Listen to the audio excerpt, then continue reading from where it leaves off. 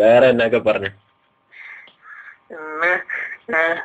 Mummy വന്നു എനിക്ക് ബിരിയാണി ഉണ്ടാക്കിത്തരാണ്.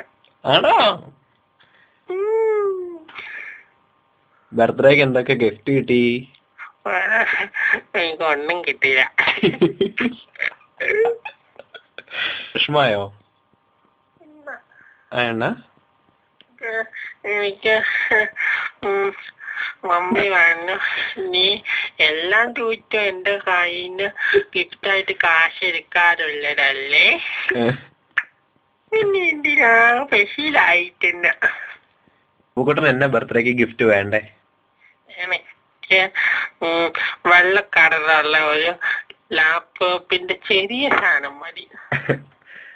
ലാപ്ടോപ്പിന്റെ ചെറിയ സാധനം എന്ന് പറയുമ്പോ? Net book.